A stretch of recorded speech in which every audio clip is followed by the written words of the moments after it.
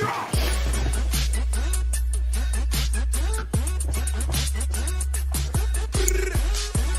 morning. Good morning, one and all. Hope you're all fit and well. Hope you're all having a fine old day. I'm going to throw straight over to the chat because this is going to echo my sentiments entirely. Where is he? Chris Ford is here somewhere. Good morning, Chris. Says, good day, my friends. Last night was a cracker. Really was. Gary Muirhead says, good morning, Mark. Good morning, gang. And thank you for Tim Burnhope and Mark again for a fantastic show last night. Very interesting that. Do you know, Dan Cullen saying exactly the same thing. What a fantastic show last night. Totally agree. I know Tim Burnhope would. I just knew that he was going to be superb value, knowledgeable, engaging as he always is. But he is a thing that kind of sets that kind of guy aside. Now, bearing in mind, he gave up an hour and best part of an hour and a half last night of his time to come onto this show. He sent me a message to say thank you for giving him the opportunity this morning. Like I think I owe him the gratitude. But thanks also to you lot for hitting him with such great questions. You could really see the difference between my journalistic questions and your industry questions. So well done, Tim. You all did very well. You can take Sunday off if you wish. Now, a couple of things I'd like to talk about today. The first is we've lost, I can't even believe I'm saying this, we've lost another demolition company, Essex-based Type 10. Not a big one, but they've called in the liquidators, apparently owing more than 2 million quid. That's 6 demolition firms gone under in 4 months. Surely worthy of a chat. The other thing I'd like to look at is equipment dealers that represent competing brands. This has been prompted by the fact that Molson has just been appointed XCMG dealer for Scotland. Now, I've got to be honest, I do not keep my finger on the pulse at Molson. They may have different franchises for different regions and so on down the line, but they already represent Hyundai and Kobelco. How do they make that work? Are the salesmen out there, you don't want to pay Kobelco prices? How about this XCMG instead? Is that how it works? Is a multi-franchise dealer a good thing? And certainly based on my experience back in the days of Leverton, the old Caterpillar dealer, you always tend to find that equipment salespeople go where the money is. Very hard to convince Finning people or Leverton people rather, back in the day to go and concentrate on selling mini excavators when they could make all of their commission on the sale of one dozer or one 777 dump truck or something like that. How does that work with multi-franchises? If you're selling for example, if you're selling a Kobelco at a higher markup rate than you are selling an XCMG, are you not will the salesman not naturally go in that direction? I'd love to hear your thoughts on that. Good morning, Mark, says Mick Dalton. JCB's Tim gave us an excellent overview. He really did. Incidentally, just to let you know, we did have an issue, and it wasn't us, as it turns out. There was an issue between our broadcast and LinkedIn last night. So I've actually gone back and I've downloaded the full thing because there's a break in the LinkedIn version. If you want to watch the whole thing back again, or if you missed it, or if you'd like to go and recap anything that we covered, go and take a look at YouTube because the proper version is there. Peter McKenna says in the year to December 2023, the total number of construction firms being insolvent was 4,378. That's an increase of 5.1% on the 4,165 insolvencies recorded in the year, to December 2022, and a 36% increase on the 3,218 in 2019. It really is. It's an astonishing period of time. Again, the reason I'm concentrating primarily on demolition, when you think, I mean, how many companies are there in the construction industry? 50,000, 60,000, 100,000. I honestly don't know the answer to that. But in demolition, there are 500 and some. You take 6 out of that, that's a big percentage. Love to get your thoughts on that.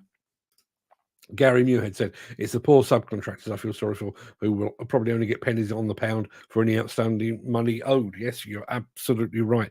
And just waved my magic wand. How many construction companies are there in the UK? So Mr. Neil Edwards is watching over on Instagram, and he just said 130,000. So yes, as going back to what Peter has just said, 4,300 is a lot, but out of 130,000, you'd expect a degree of attrition. But 6 out of 450, 500 seems a lot. And there's Footy. I'm sitting in my car, rained off, waiting for looking for the chance to sling his hook. Thank you very much indeed, and thank you, Neil, for the update on the number of companies. So a couple of things up for grabs. At what point do we start to panic about the number of demolition companies going out of business? And what do you think about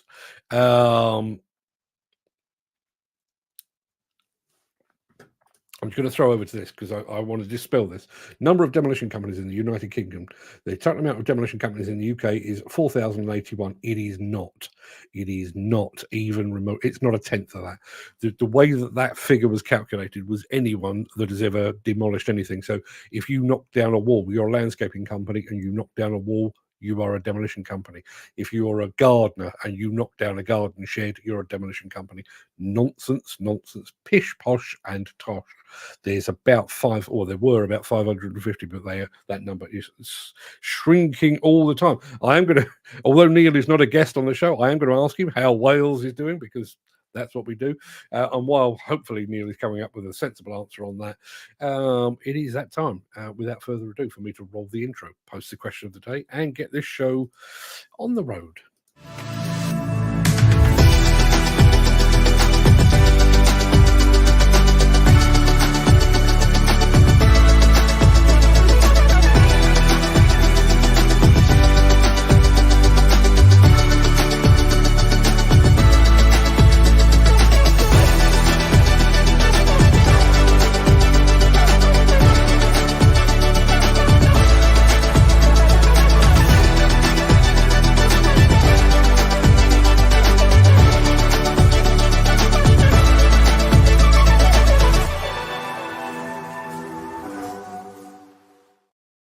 I can see Neil Edwards has answered the question about Wales with an emoji.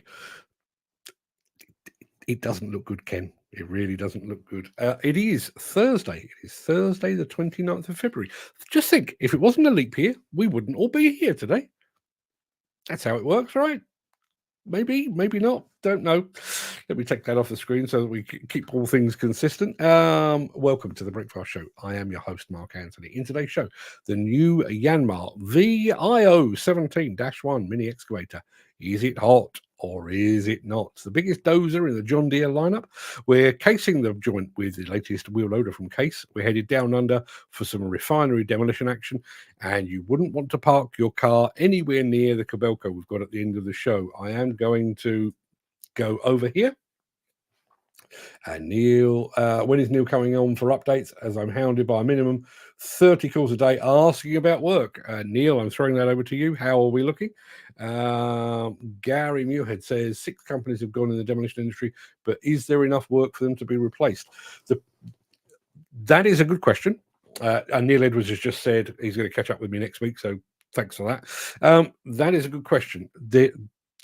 As always, there are pockets of demolition activity where the companies are busy. There's pockets where people have got no work whatsoever, and there are all points in between. The issue is not whether there is enough work, it's whether there is enough work that is coming in at a sustainable level. Had a long chat with a friend of mine in the demolition industry yesterday afternoon, and he was telling me about a couple of the companies that have already gone to the wall, the fact that he was up against them on a number of jobs, and their pricing was preposterous. I mean, less than half what he was looking to charge. So you've got a lot of that going on, and I keep touching on this, and I feel like I'm walking a tightrope with this, because obviously, we rely upon the equipment manufacturers, and we all want access to the very latest machines. But the number of times now I'm hearing about the fact that finance for equipment is far too easy to come by. And I think the ease with which you can access finance, coupled with the fact that a lot of purchasing decisions within demolition and in construction as well are driven more by ego than by need. I think that's a really, really bad combo, and I think that has come home to roost with some of these companies. So lots and lots to talk about, but it is time. I'm going to get to all of that good stuff afterwards. But before all that, we have the small matter of today's mystery machine. Now, I think I got carried away last week because I beat you all twice. I think I was starting to make things too easy for you. Not today. Not today. Today is going to be a toughie. If anyone gets this in the first couple, well, I'm not even going to say it out loud, but if anyone gets this in the first couple, I'll be very, very surprised. So here's our pre-mystery machine animation.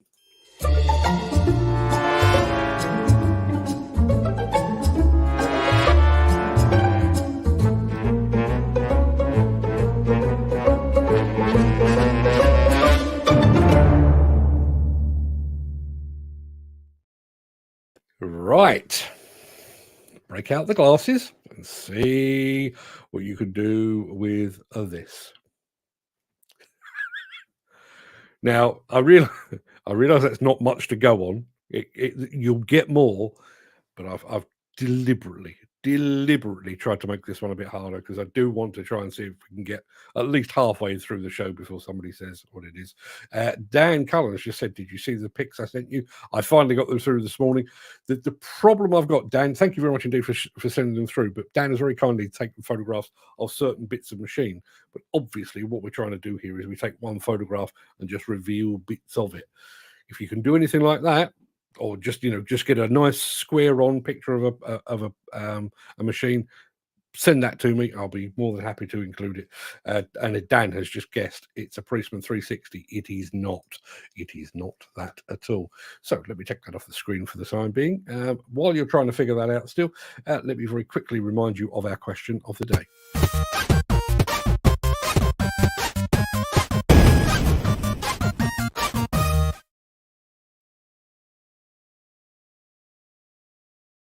Yes, our question of the day today is this. What is your favourite restaurant, cafe or eatery?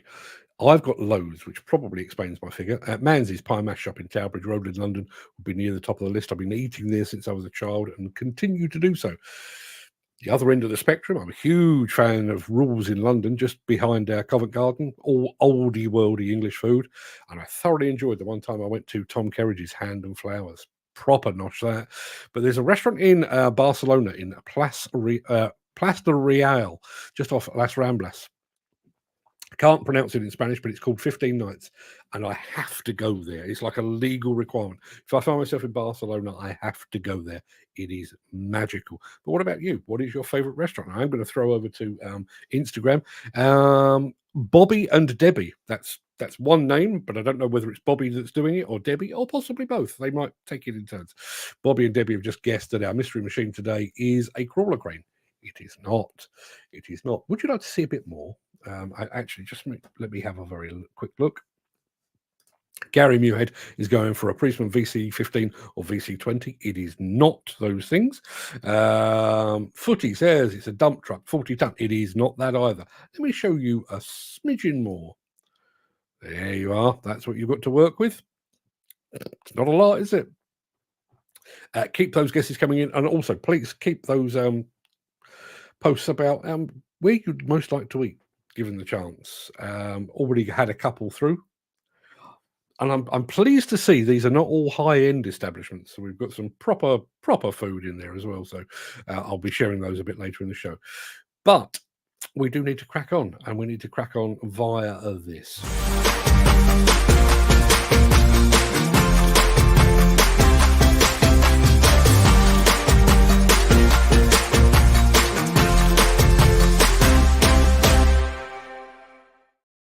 Okay, people, it is time once again for you to look over, cast a knowing eye over a new machine and then decide whether you deem it to be hot or not. And this time around, the machine in question is this one.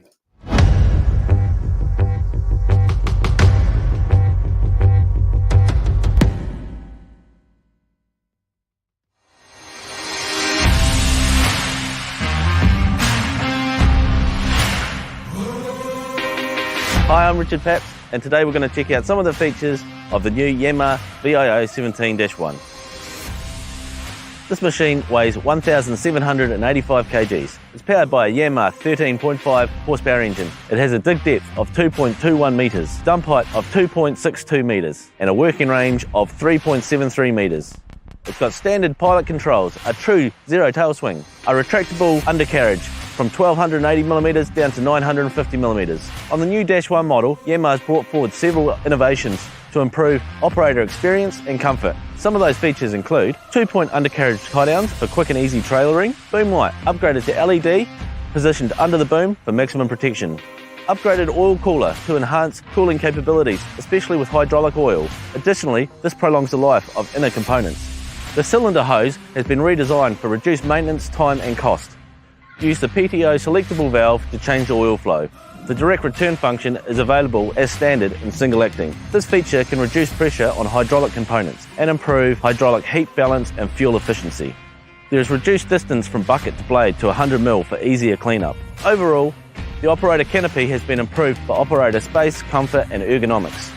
With all these great new features, the Yanmar Vi017-1 truly is a great machine for hard work in all the tight places. I'm Richard Papps, and thanks for having a look at the Yanmar Vi017-1 with me today. If you'd like more information, please have a look at the Yanmar Compact website or contact your nearest Yanmar dealer.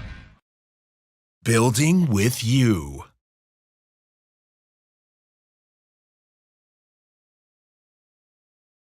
So, a bit of a mixed response to that. Who have we got? Footy is saying it is. He is saying it is not hot.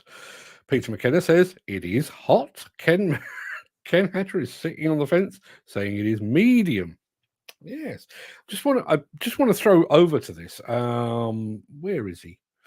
Our question of the day relates to your favourite restaurant and eatery. Gary Muirhead has selected his local Italian restaurant, which is called, I'm going to take a wild stab at Cellino's. Yum, yum. I have a funny feeling, Gary, I've actually eaten there.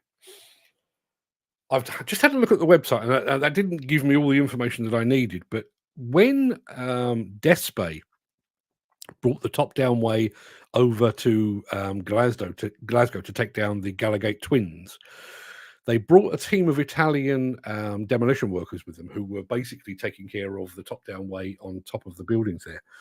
And they were put up in a hotel, and they would deliberately chose the hotel to be very, very, very close to a very authentic Italian restaurant. And I have a funny feeling it was that one, because when I went up, we went there for lunch afterwards, and I'm 99.9% sure that it was Cellino's. I'll need to check my notes, but yes. Now, we've had lots and lots of guesses on our mystery machine, and none of them are right, which is fantastic. Benny Dipper, just going to go. We're going to do that. We've done the hot or not. Benny Dipper says they definitely have a place. I know down under here in Australia, the job sites aren't getting any bigger, but everything seems to be done in the backyard. So I'm going to put you down, Benny Dipper. I'm going to put you down as a hot, but I don't think that swings the balance. But we're talking mystery machines. That's what we've got so far. And we've got so far. What have we got? Footy says it's a forward tipping dumper with a cab on it. It is not. It is a new JCB electric dumper. It is not that. It is a Thwaites 8-ton dumper. It is not that. It is not a 6-ton Thwaites dumper either. It is not a JCB 6-ton dumper. It is not a Thwaites 6-ton forward tip dumper either. It is not. It's not a Thwaites 4000 dumper. In fact, it's none of those things. It's also not the high-vis cab dumper either.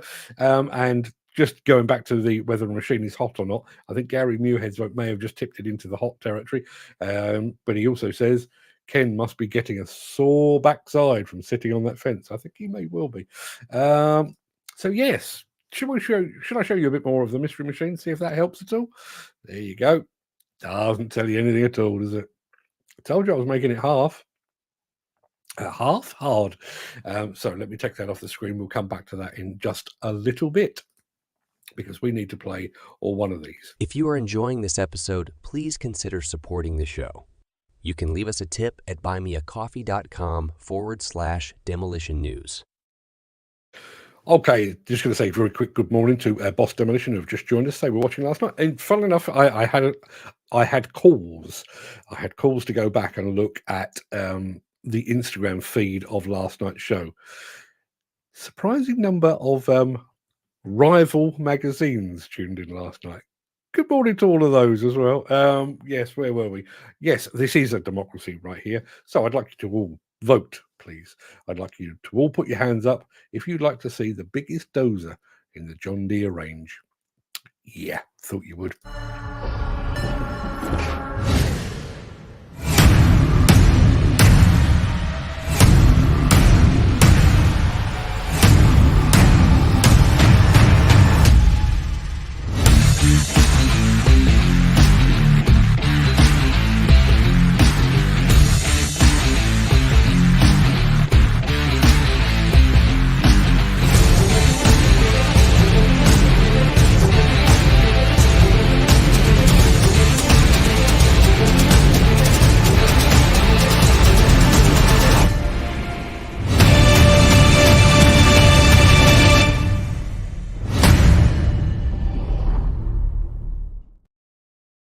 Now, I was really hoping that John Deere might be at Intermat. Sadly, they will not. They will not. I guess I'll have to wait until my expo in September before I get to see their machines up close. Ken Hatcher says, saw a John Deere dozer like that in Vegas years ago. They put on a fantastic display in Vegas, I have to say. Let's have a look. Is our mystery machine, let me show you what we're looking at. Is the mystery machine a Terex 6-ton dumper? No, it is not. Is it a NC SW 1815 dumper? It is not. Is it a loading shovel? It is not. No, it's none of those things. Would you like a bit more? There you go. That's what you've got to work with. It's a tough one today. I'll be the first to admit it. I'm going to take that off the screen very quickly because Jim Turner has come back with a very, very detailed answer to our point about multi-franchise dealers. From a customer point of view, I don't see any problem with multi-manufacturer dealers, as it gives people a greater option of machines depending on their budget, but with the same quality of backup servicing. For example, the range between 13 and 14 ton 360-degree excavators is from around 85,000 to over 110,000 across 3 quality manufacturers. That's a wide price range for 3 machines that basically do the same thing, but not all as good as each other. So the option is there for customers, and then we lose the end of the message there. I think that's valid, but again, you mentioned there about backup and servicing, and I'm not leveling this at Molson, because Molson do what Molson do very, very well. If you are Scott JCB, for example, and all that you do is JCB, you can have a massive great pile and inventory of JCB only spares, genuine JCB spares. If you are dividing your time between Hyundai, Kobelco, and XCMG, unless you're going to put in additional warehousing, does that not dilute the amount of service that you're able to provide? And also, I wonder about, and listen, I realize that a lot of machines are the same under the hood anyway, with transmissions and engines being shared or whatever. But if a Caterpillar fitter or a Finning fitter arrives on site, chances are that will be the 100th Caterpillar machine he's seen in the past week. If a multi-franchise dealer fitter arrives on site, is there not a danger that it might be unfamiliar with the machine that he's come to see? Maybe I'm overstating it, because that's what I do. Ken Hatcher says you are correct, and the fitters don't know what machine they work on next. My point entirely. Gareth has just guessed, is it one of them weird mixer type things that the Italians make? No, it is not. That's a good question. That is a very good question. Why is the manufacturer not saying it's a conflict of interest? And I'm not singling out Molson, because they're not the only. This is something that happens all the time in the attachments business, particularly in the demolition attachments business. It happens all the time. I think there is a danger in some instances. I think good dealers are hard to come by. And I think those dealers that are really, really good are so sought after that you almost end up with the tail wagging the dog. That's one of my concerns. Jim Turner says a lot of times parts get sent straight to the site. Good fitter doesn't need to specialize in one type of plant. Is that true? Is that true? Jim knows more about this stuff than I do, but listen. Would I rather take my car to an authorized dealer or to somebody that just does all brands? I know which way I'm going on that. That's what I'm saying. Footy says, is our mystery machine a 5-ton dumper? No, it is. Well, it may be. I don't actually know the weight of it, but that's not enough. We need a make and we need a model, and nobody has it yet. So let me show you a little bit more. There you are. If anybody can get that, I think we can all see roughly what type of machine it is now, but we need a make and a model. If anyone's got any ideas on that, please let us know in the chat. While you're doing that, I'm going to take that off the screen and I'm going to press this here button.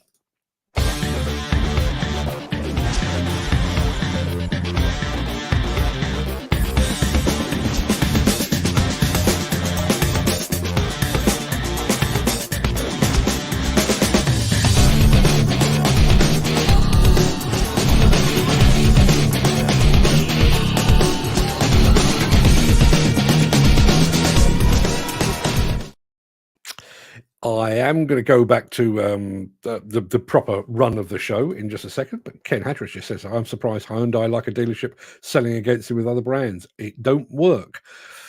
That's my feeling. But again, Molson move a lot of metal. They really do. So maybe that's a price they're willing to pay. I don't know. Chris Ford says the first thing most fitters do these days is plug up and see what the computer says. He has a point. Gary Muirhead says, will these dealers be able to hold every spare part for all the different manufacturers they supply? Maybe that's part of the change. When you look at a lot of the equipment manufacturers, and two that spring immediately to mind, purely because they're virtually next door to each other. When you look at Sunwood and Hyundai, their parts holding is primarily in Tessenderlo on the Dutch-Belgian border. They could have parts here in 12 hours, 24 hours, whatever it might be. Do you really need that big parts holding here anymore? Excuse me. Coffee's gone down the wrong hole. I'm going to go back to our mystery machine. I'm going to take that away first of all. Our mystery machine that looks like that. Peter McKenna has guessed the Barford SX 9000. It is not. It is not. I mean, you're kind of in the right ballpark, but no, you're not. So let me take that away. Let me go back to here, and I'll tell you, it's been a while. It has been a while since we last featured those fine folks at Case. The last time we featured them, we were looking at mini excavators, but this time around, we've chosen something just a bit more, substantial.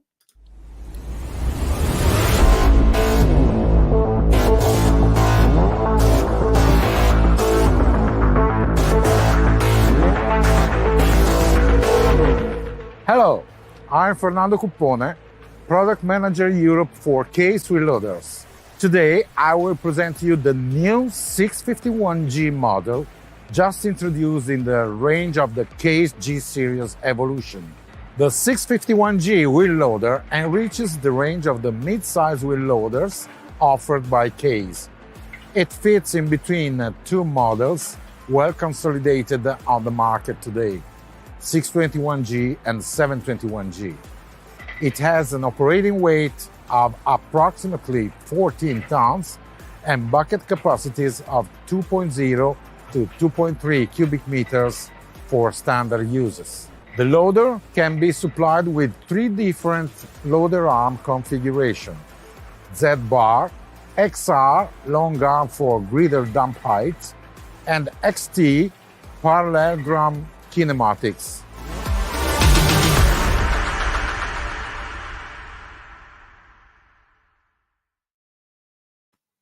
Another awesome piece of Case kit, but you didn't read the body language on the mystery machine, which currently looks like that. I know Peter McKenna says it's a Barford SX9000, and I said, you're in the right ballpark. It is not a Barford at all. So Dan Cullen with his 6,000 forward tip dumper, it is not. With his 3,000 forward tip dumper, it is not. With Peter McKenna with his SXR 8000, it is not. Footy, it is not that either. It is not a Barford. It is not a Barford. It is not a Barford. You're right about the dumper, though.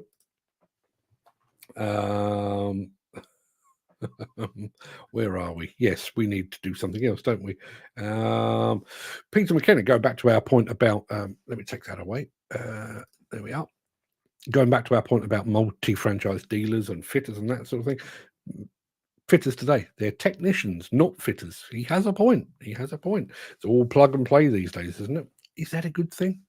Given all our discussions last night, talking about all things hydrogen and electric, and even yesterday morning when we were talking to Chris Lafleur over at ZQuip, that does seem to be the way we're headed, doesn't it? It is going to be a very technical business.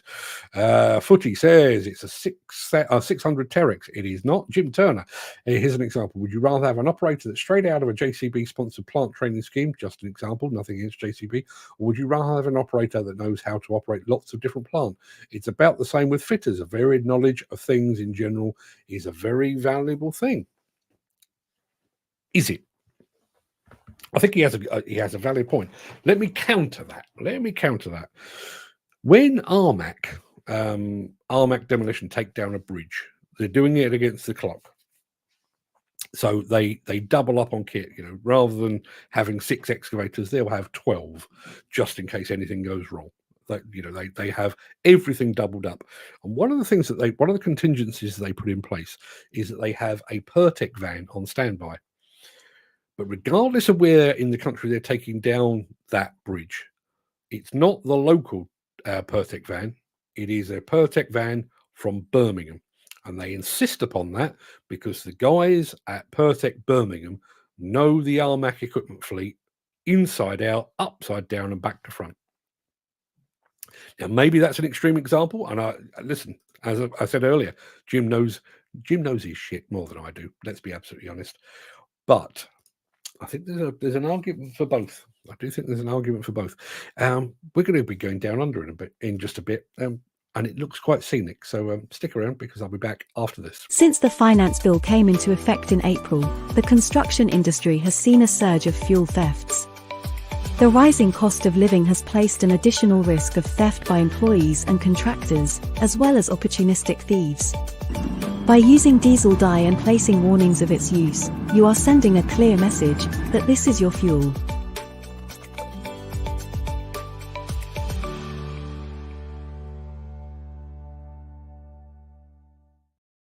Now, I'm not entirely sure how many more of these slides I have to show you, actually, but I can tell you it is not a Fiore 6-ton dumper.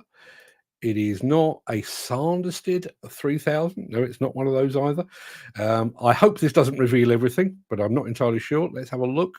If it does reveal everything, I win, but I don't. Let's have a look. No, you're okay. I can show it to you. There you are. That's what you... Now, those that have been around for a while may well recognize those stripes. Not going to say any more than that, but you may well recognize those stripes. Very, very distinctive in the world of plant.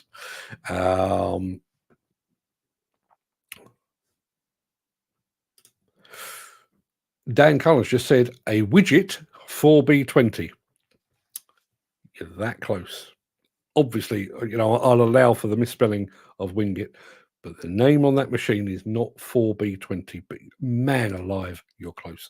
Now, I did promise you, didn't I, that we were going to be travelling down under. And I'm a man of my word. So we're going to head for Australia to see a spot of refinery demolition. And I'll warn you in advance, the blue skies and the even bluer sea will make you feel very, very jealous indeed. Here we go.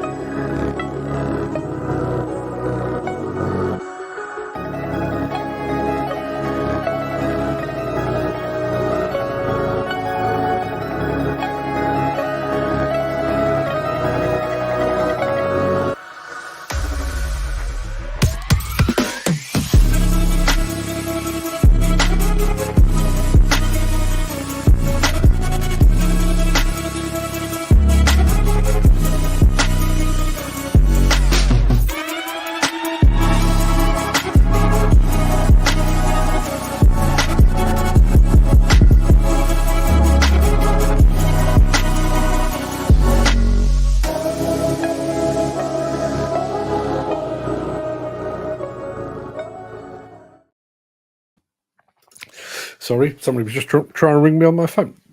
You'd think 4 years in they'd know I was kind of busy this time of the year. Time of the year, time of the day. Let's have a look. We're going to have a look. We had that as a guest from Dan Cullen, a Wingit 4B20. Close, but no cigar. Mark Whiting. You're right, it is a Wingit dumper, but we need a model number. Chris Ford, it is not a Sanderson dumper. Dan Cullen, it is not a Wingit 1-tonner. We need a specific model. And we've got one more film to show you, just the one more film to show you, after which I win. So let me take that off the screen. I'm going to ignore the fact that my wife is commenting about eateries. And we're going to go over to a bit of this.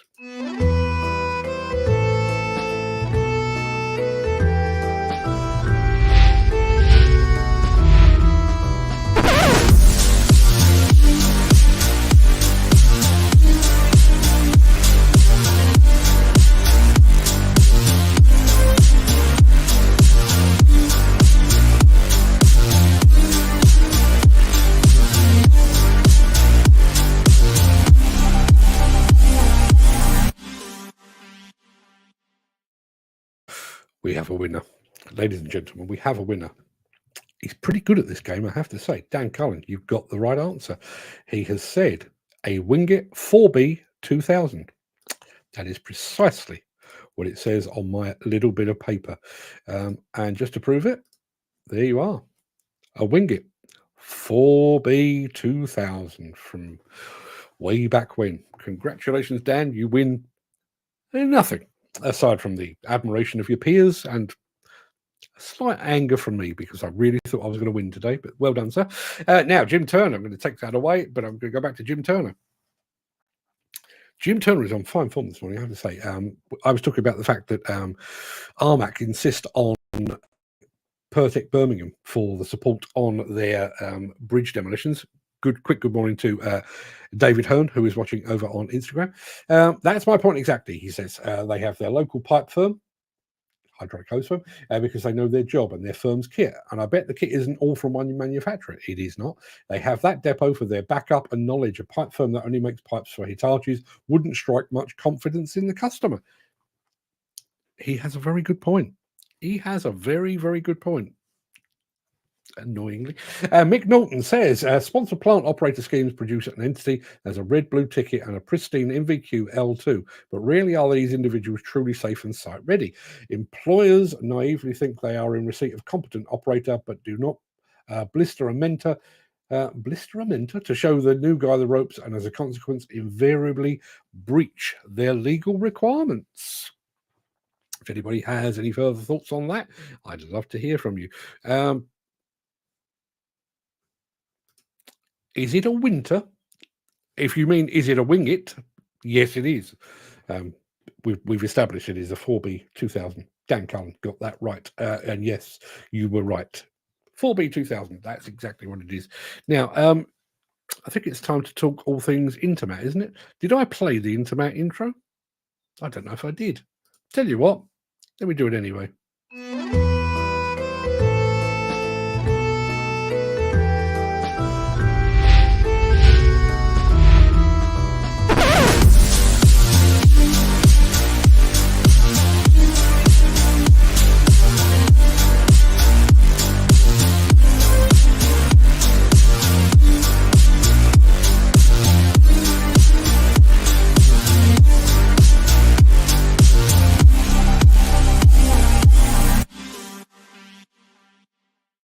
Yep, the Intermat show is drawing ever closer. My tickets are booked, my hotel room is reserved, and my press pass is now in place. I can't wait to get there, to be honest. One of the companies I'm most looking forward to seeing is Kobelco, particularly if they bring one of these with them. In the world of car dismantling, efficiency isn't just a goal, it's a necessity. Meet the Kobelco SK140 SRD-7, a game changer that's revolutionizing the industry. The machine's speed and precision have changed the game. It handles the delicate tasks with care, and it's built to last, saving on maintenance costs. Let's talk numbers. On average, using the SK140 SRD-7 can add up to 25 euros extra gross profit per vehicle compared to traditional methods. It's not just about the extra profit, it's about savings across the board. Owners have reported significant savings in labor, improved operator comfort, and space savings due to the machine's fast processing of end-of-life vehicles. Je me présente, je suis Vincent Ordan, dirigeant de la société Autodépollution Ordan, basée dans la Marne, 51, à une quarantaine de kilomètres de Reims, à Saint-Mémy. On est des constructeurs automobiles de père en fils. J'ai repris l'activité de mon père qui a commencé lui en 1971. Donc ça fait une quinzaine d'années que j'ai repris les rênes de la société. On a déménagé tout récemment sur ce site qui est tout neuf, d'environ 2 hectares. On a déménagé l'année dernière, le site opérationnel depuis mi-juin 2022. Et nous avons aussi par la même occasion acquéri une pelle de démolition SK140 pour nous faciliter la tâche, pour récupérer le maximum de matière avant que les véhicules partent au broyat. Et donc avec toutes ces matières récupérées avec cette pelle, nous arrivons à largement l'amortir sur 5 ans, et la pelle et l'opérateur, en mieux valorisant toutes ces matières au lieu de les vendre au broyeur au prix du ferraille, du plata. Voilà. Et donc avant on était embêtés car toute cette matière partait pas cher, et maintenant nous la valorisons au maximum, et de plus nous arrivons à atteindre les objectifs de valorisation comme nous l'impose la loi. Et de plus on peut traiter beaucoup plus de véhicules et avec beaucoup moins de personnel. Donc je recommanderais très fortement à tous nos collègues d'acquérir ce type de machine.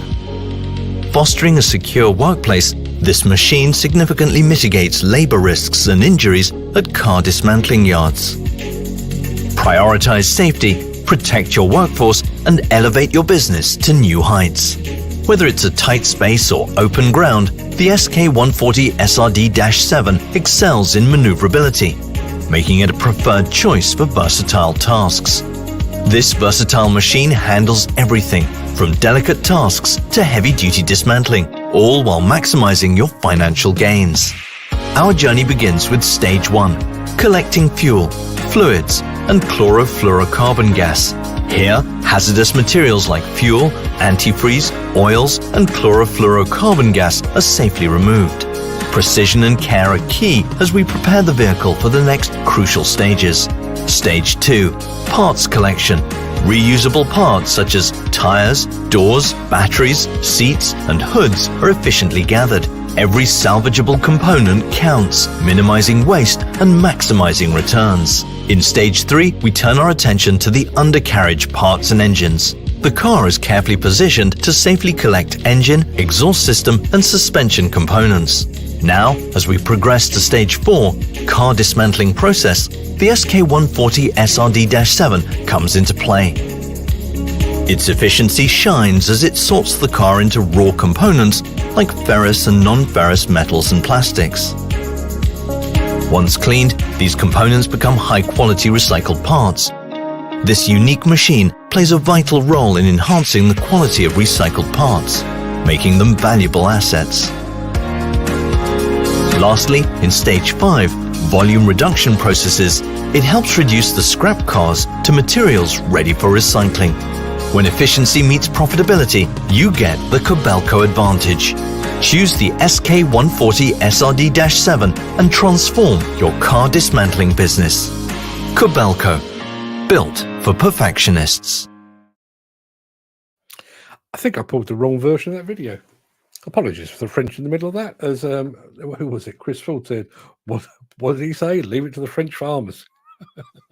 Let's have a look. Gary Muirhead says, "If you ever come to Glasgow, and I will, I promise, I will take you and your good lady to my favourite Italian restaurant. You can see if it is the one you remember." There's a thing I remember particularly about it. I mean, I remember the food being absolutely excellent, but one of the things, the guy that I was with, William Sinclair, rather than ordering a starter as such, he ordered basically a bowl of Italian tomato sauce and some garlic bread to dip in it. one of the nicest things I've ever eaten in my life. Fantastic. If that's the sort of thing Cholinos do, I'd love to hear about it. Going back to Jim Turner. I could have done this after the Craic, but I'm going to throw it up anyway. He is responding here. I think he is responding to the point from Mick Norton that we featured earlier. That's why new operators should be buddied up with old hands for a few years until they have 1,000 or so hours under their belt. There's a lot of problems and dangers that crop up on a site that would never get taught in a classroom, rather. These can and need to be worked through safely with the guidance of an old hand advising. I have nothing more to add to that. I think that sounds perfectly sensible. And Jim Turner also says, I had something similar on a footing. The fella on the other machine was about 10 seconds from dumping his 25-ton machine in the bottom of the dig because of bad ground. But a quick pip on the horn, a few words of advice from me, and he and the machine came out unscathed. Thereby proving his point. Get some advice from an old hand. That's what I say. Unfortunately, in this instance, I am the old hand. If there are any live streamers out there that are planning to do something similar to this, I have some advice to you. Don't. It's quite a commitment to do this every day, I have to say. That's about it for the main part of this morning's show. I'm going to roll the outro in just a second before leaping gazelle-like over into the chat to see what you're all saying today. If you can't stick around for that, please do stay safe, stay warm, stay dry, look after yourself, your family, your friends, and your colleagues, and I hope to see you again very soon. But if you do have the time and the inclination, I will be back with the Craic immediately after this final word from our key show sponsor.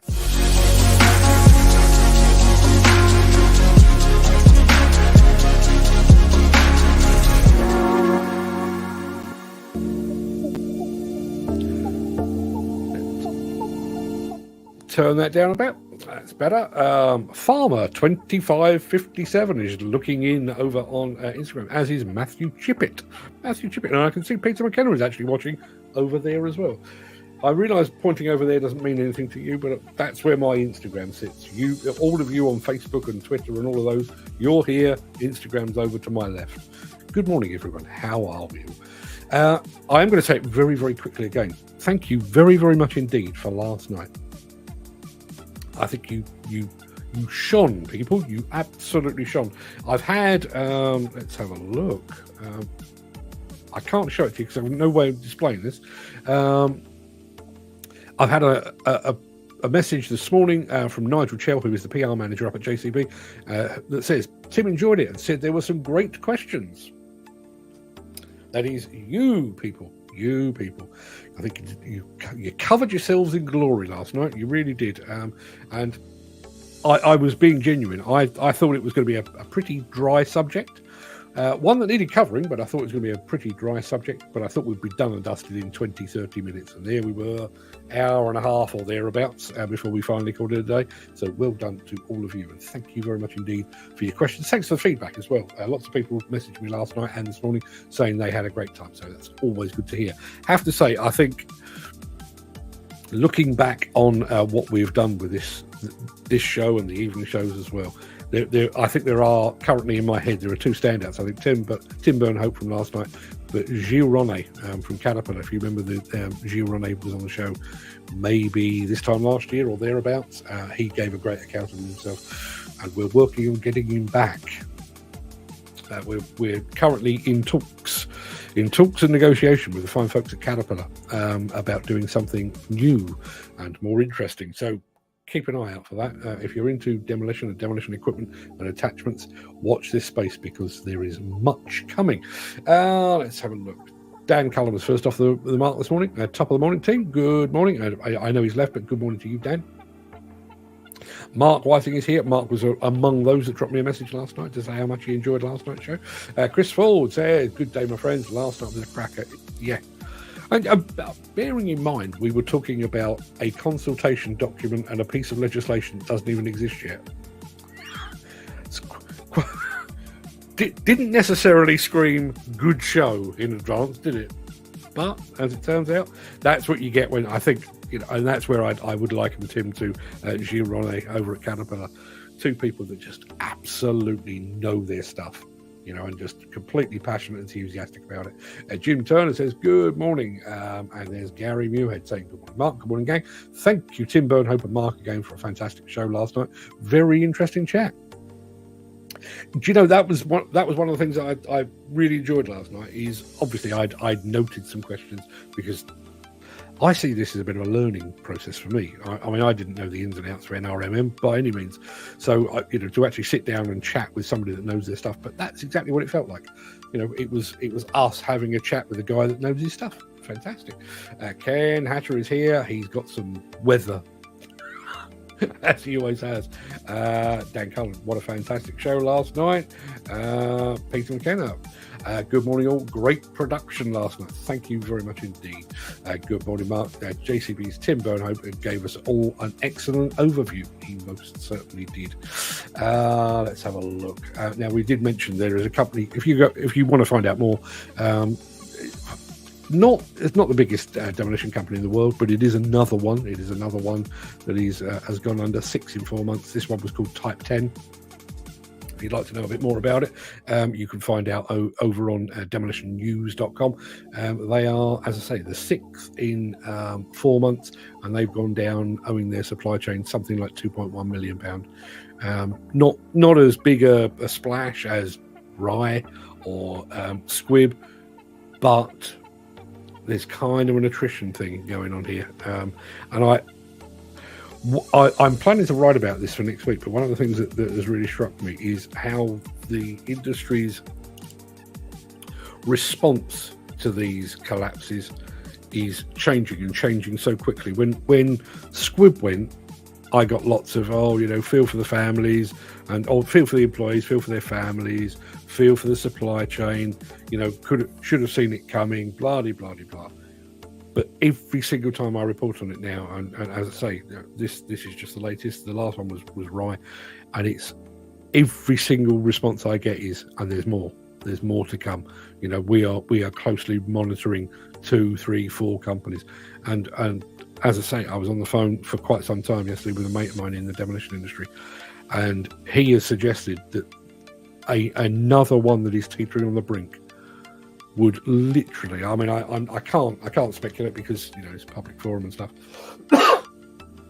but it would rock the demolition industry to its core if that were to happen. Terrible time, really is. Footy has been rained off.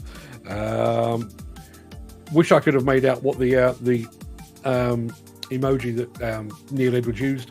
Couldn't, but it didn't look positive. That's all I can say. Let's rattle through. So my question of the day: what is your favourite restaurant or eatery? It's a weird one, right? So I think there are different levels of spectrum here. So there's a CAF, CAFF. There's a CAF. Maybe 4 minutes walk from here, called the Broadway Caff. Do a damn fine bacon roll, do a very good sausage roll, do a damn good full English as well. So over the past 3 or 4 years, I've probably eaten in there 100 times, more than I should, which explains my figure. But if I'm pushing the boat out, there are some places that I really, really do like. As I say, Rules in London. We were lucky enough to go to the Hand and Flowers owned by Tom Kerridge. That was fantastic. Rick Stein's place down in Padstow. The crab there was phenomenal. But if somebody said, no, money is no object, distance is no object, where would you like to eat? As I say, this place, the translation is 15 nights. It's in a little square off Las Ramblas in the middle of Barcelona, and just phenomenal food. Not ridiculously expensive, not Michelin star or anything like that. Just really, I mean, I love fish, I love seafood. Just fantastic. If you find yourself in Barcelona anytime soon, go and look it up. You can thank me later. Gary Muirhead with a very, very sensible question, saying 6 companies have gone in the demolition industry. Is there enough work for them to be replaced? It's a really hard one to answer that. I think one of the issues that you have back in the day, local companies work locally. So, if you were a London demolition contractor, most of your work was in London. If you were a Manchester contractor, your work was in Manchester, and so on. There is enough work out there. I think there is just a poor geographic spread. So, there are gaps where there's not a lot going on. And even when it does go on, you tend to get companies travelling in from outside that locality to try and compete for it. excuse me, all of which unfortunately seems to have the effect of driving prices down. It does feel, I realise it's a cliche, but it does feel very much like there is a race to the bottom going on at the moment. You know, how little can we make on this single job? It's absolute lunacy, and people don't seem to be learning. You know, one of the things that I'm asking in my column on Monday is how many is too many. You know, when one company goes out of business, you look at it and say, well, you know, that's business. You know, companies do fold. When two go, oh, it's an unusual coincidence, but you know, companies do go out of business. When it gets to 3, to 4, to 5, and to 6, surely somebody should be taking a step back and saying, hang on a minute, Houston, we have a problem. And I don't get the impression that call to Houston is going in. And I don't honestly know quite what you do about it. I mean, I almost to the point, I wonder if there is now a need for some kind of, I don't know, an emergency meeting or a demolition task force to get, you know, those that want to listen together to say, guys, you know, we're basically being lemmings at the moment. You know, we're looking for the nearest cliff so we can all throw ourselves off. Surely somebody needs to take control. I don't know who that is, and unfortunately, I think that's one of the issues where you have trade associations, because they all operate in their own little silos. You know, you've got the NFDC here, the IDE there, the European Demolition Association over here.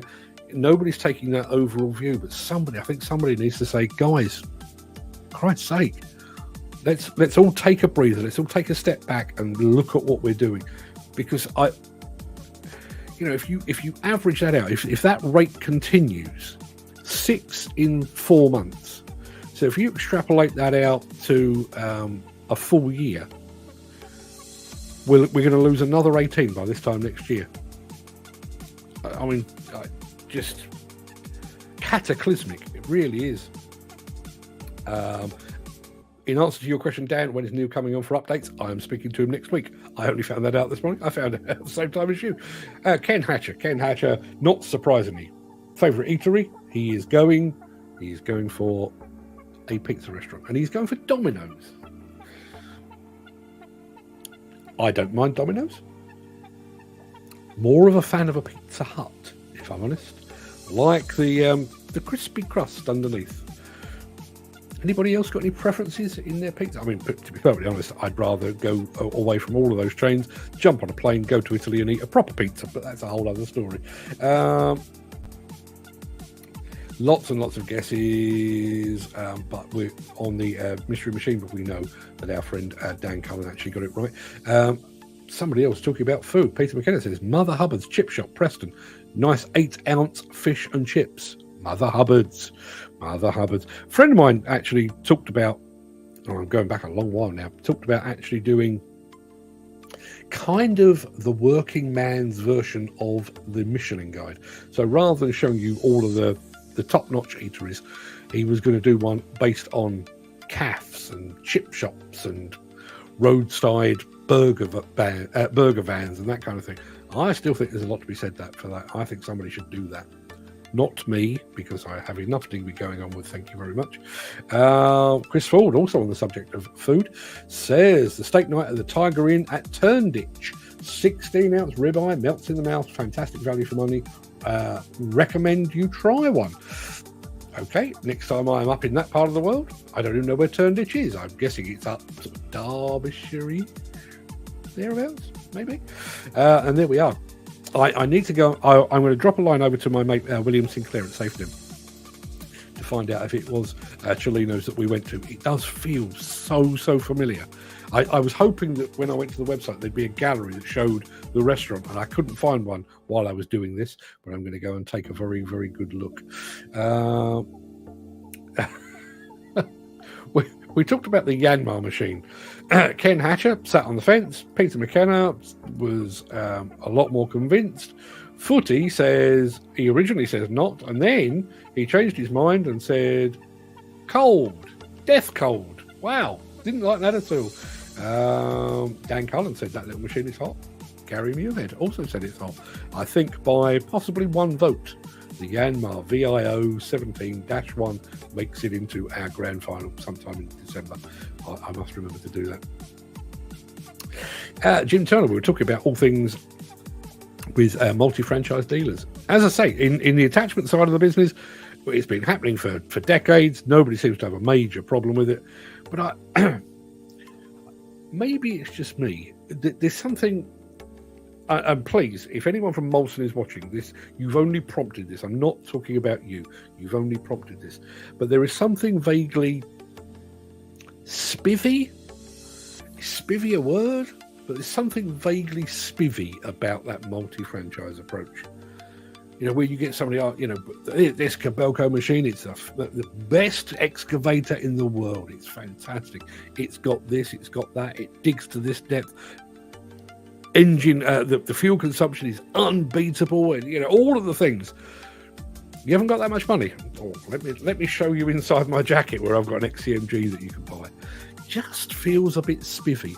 Maybe it's me. Maybe I'm just a cynical old bugger. No maybe about it. I am a cynical old bugger, but it just doesn't sit well with me. Lots and lots of comments on our mystery machine, which turned out to be that. It is the Wingit 4B 2000. I remember them well. Like the vaguely West Ham stripes along the side. Still basking in the glory of our magnificent 4-2 victory earlier in the week. Let's have a look. We are... First thing most fitters do is plug up and see what the computer says. This is very true. I'm surprised Hyundai like a dealership selling against them with other brands. It doesn't work. Yeah, again, I think because there is such a dearth, a lack of decent dealers. And I don't know whether this is a global thing, but certainly here in the UK, there is not that many. I get not as many as I used to be honest, because of the internet, I guess. But I used to get phone calls out of left field from time to time to say, we're looking for a dealer for our new, I don't know, Italian wheel loader or something like that. And I could go through my records or, straight off the top of my head and say, this is the guy. This is the person you need to speak to. These are the absolute daddies when it comes to dealerships. I'd struggle to do that now. There is a small handful that I do have a lot of respect for, but I'd really, really struggle to do that. And maybe that's it. Maybe the dealers, because the good ones are so rare, maybe they have got a bit more power than perhaps they used to. Maybe that's what it is. Is that a good thing? Gary Muirhead says, will these dealers be able to hold every spare part for all these different manufacturers they supply? I guess not, but as I said, and I just pulled that out of my rear end. When you look at Hyundai and Sunward, both based over on the Dutch-Belgian border, they can have parts here in a matter of hours. Does it matter that the dealer doesn't necessarily have the same inventory that they might have had years gone by? Yeah, I'm not sure. Not sure at all. Rattling through. Lots and lots of comments, but I think we've covered a lot of them. Footy says, very interesting show last night. Very much enjoyed it. Like to see it again sometime if you would like to come back. Well, listen, I would absolutely say that the door is open, not just to Tim Burnhope, although the door is always open to Tim Burnhope, but anybody else. If you've got something, if you're an equipment manufacturer or a service provider or something like that, and you'd like to come and chat to people that actually know this stuff, door's open. Just give us a call. Mick Norton says, us old hands should likewise always be willing to accept a bit of reverse mentorship, where an aspiring young buck can pass on, say, the latest technological advances that have evaded an older operator. Every day is a school day. That's a really, really, really good point. Yeah, we do tend to look at mentorship as this sort of one-way street, with the old boys teaching the new boys the ropes. But those new boys think. I know he's not that young, he's young-ish, but look at somebody like Steve Williamson, who could probably teach even the old hands a thing or two about all things tilt rotator and GPS and whatever. I think you're dead right. Oh, yes, please. I'm presuming I'm his good lady. Yes, you are. Don't get a big head about it. Lad on site at Leyland, Lancashire, when I first passed and allowed on a major project. Blue CPCS holder showing off, then plummeted off a nice level pad into the hole. He just excavated 4K of damage to brand new Komatsu. Yeah. P.S. Said guy had 30 years experience, supposedly. Did he? Mick Norton says, Rick Stein's place. No thanks. £35 for fish and chips. It's not. We had, now I don't drink, so that has an impact. We had starter, main course, and dessert at Rick Stein's main restaurant, and I came away with change out of about 80 quid, I think.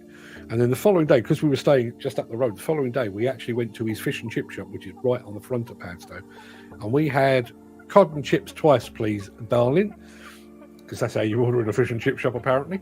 20 quid.